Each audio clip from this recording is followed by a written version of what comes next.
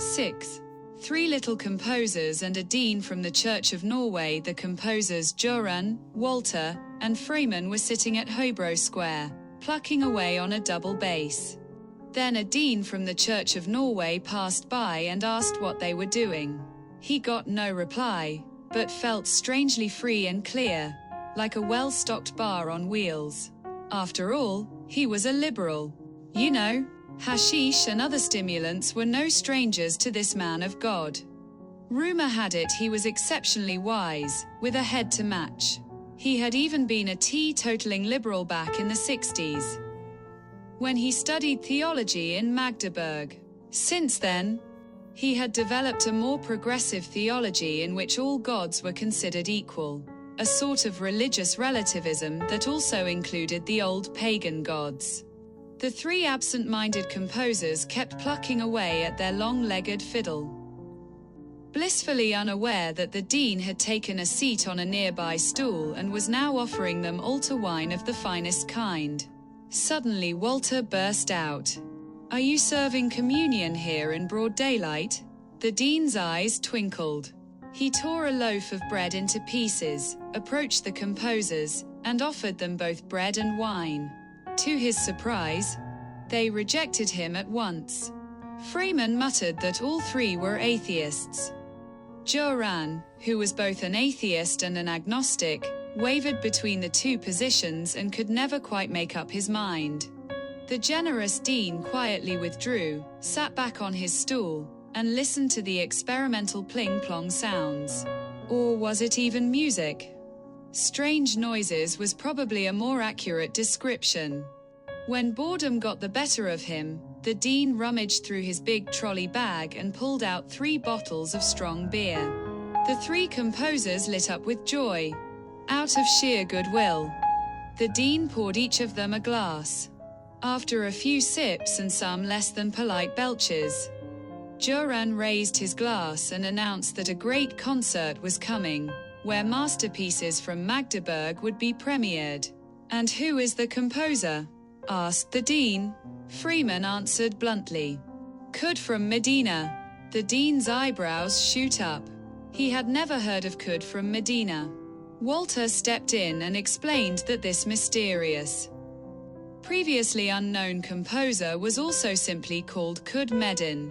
"Well, as long as he doesn't mess with mine," thought the dean with a crooked smile. Their hat was unusually full that day. Coins and even banknotes were spilling over. They decided the dean should come along to Magdeburg with them. So they crossed the square to the nearest travel agency, booked and paid for flight tickets to the Grand Music Festival. 3 days later, the 4 of them were on the plane. Only one of them was enjoying the view of God's creation above the clouds. The other 3 were absorbed in their screens and all the endless digital junk flowing from them. Upon arrival, they were accommodated in lavish hotel suites, a luxury few street musicians ever experience. The day of the festival arrived, and getting in was no easy task. Long queues and a thick cloud of hash smoke hung over the venue. The dean immediately felt at home, took charge of the group, and secured the best spots right in front of the stage. Kud Medin opened the show. Pre-programmed noise thundered from the enormous speakers, and metal rockers in outrageous outfits escorted the superstar to the edge of the stage. Kud Medin, with his long white beard and white robe, looked like a kind of messiah.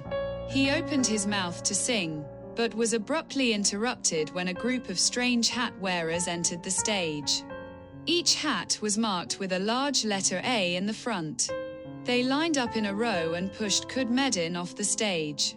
A disloyal sound technician handed each of them a microphone. This looked very much like a coup.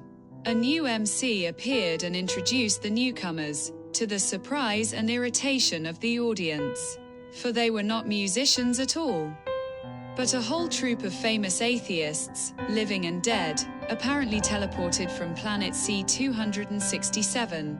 Carl Sagan, lazy cosmologist Richard Dawkins, biologist Alex O'Connor, philosopher and YouTuber Albert Einstein, astrophysicist David Attenborough, presenter Stephen Hawking, astrophysicist Sam Harris, author Christopher Hitchens, journalist and author Dag O. Hessen, biologist Peter Wessel-Zapfe, philosopher David Hume, philosopher Bertrand Russell, philosopher Daniel Dennett, biologist Christy Burke, YouTuber Dan Barker, author and activist Stephen Fry.